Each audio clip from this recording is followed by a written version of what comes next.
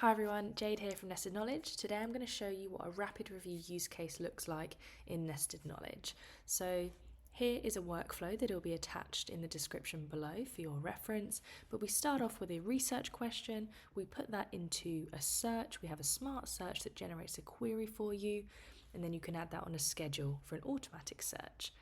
Next stage is screening, so you pop in your inclusion criteria and our smart screener will determine whether studies should be included or excluded based on that inclusion criteria. The next stage, data extraction, we have core smart tags that generates PICOs, study design, location and size. That can be really great even at the screening stage for filtering certain PICOs, certain study location and getting that information quickly. Adaptive smart tags is for everything else. You can use this on abstracts, full texts, and within full texts, we look at text and tables at the moment to extract all of the relevant data. Study Inspector, a library to curate certain subgroups of studies, add filters, and then all of that culminates to create synthesis. An interactive, auto-generated output. You can build tables in a dashboard, in a manuscript, and then easily export these into a spreadsheet, into a Word document, that sort of thing. And because if you've got an automatic search set up, a living SLR or a living rapid review rather in this case, it will continue to update over time. So that is a quick overview of the rapid review case, and I'll show you an example. Here we're looking at GLP-1 agonists for obesity, starting off with a literature search. Smart search, we pop in our research question. We can refine it if we want to. Doesn't have to be a perfect question to start off with. And once we hit generate, it generates 3 different size queries for you that you can use directly in the search engines that we have APIs with. So you'll see these vary in size and you can choose which one to finalize. So let's say I finalize this first one. Perhaps I make any edits to the query, select a search engine that we have an API with. I'm going to stick to PubMed for now. Maybe I add a date filter for the last 10 years. The results will update accordingly, so now it's 778. Maybe I run it on a schedule so it brings in new literature as it comes in. Obviously, other search engines you might want to search, in which case you can use a file import, but for the purposes of rapid review, I'm just going to go ahead and click add. So that's going to bring in my studies and add this search in. Next stage, criteria-based screening. So I'll come into the configure screening page, add in my criteria that I want the AI to scrape out and answer yes or no to these questions. For example, is the study a randomized controlled trial? Is change in body mass index reported as an outcome or a baseline characteristic? Is change in body weight reported? So you can define your criteria for both abstracts and or full text. For this case, I'm just doing abstracts. Once we've defined those, I'm going to hit Smart Screener and have it answer those questions for me. Once I've hit generate, what that looks like to give you a glimpse is next to the abstract, you've got the questions that you've defined and the AI will have answered those questions for you. And you'll notice the annotations are connected and you can decide based on this tally here as well, do I want to include or exclude? Or you can bypass that, back to the configure page, thresholding. Thresholding allows you to say, okay, if a study satisfies 4 of the criteria, go ahead and include. Exclude the rest. So you can imagine that's a really fast way of being able to go through and quickly screen. So moving on to the next stage of data extraction. Here we have 2 AI tools, Core Smart Tags, Adaptive Smart Tags. Core Smart Tags is also based on your research question. It's extracting PICOs, study type, size, and location, and then actually building out this hierarchy for you.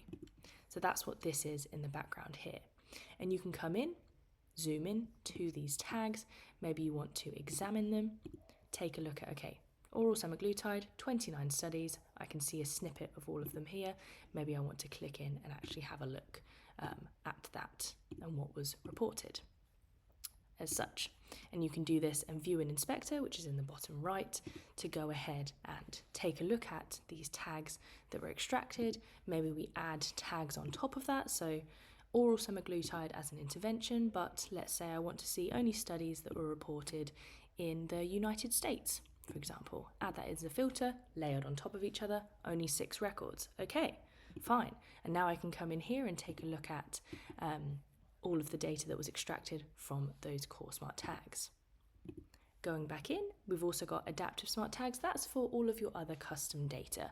So anything outside of Pico's design, type and location and size, you can create your own tags. And I'd recommend, if you want to try this out yourself, go ahead and watch my video on configuring the tag hierarchy. But what you effectively do, maybe you create questions of tables, maybe you create multiple choice questions.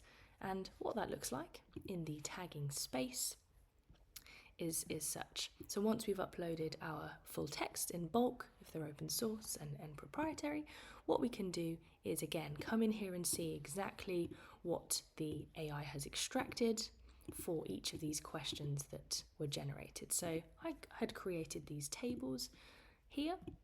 So duration of diabetes, this is quite a simple table, but the AI went ahead and highlighted where it is in the table and then filled it out for me. Same with this particular characteristic. We were able to build that table and have the AI then identify the annotation and fill it out.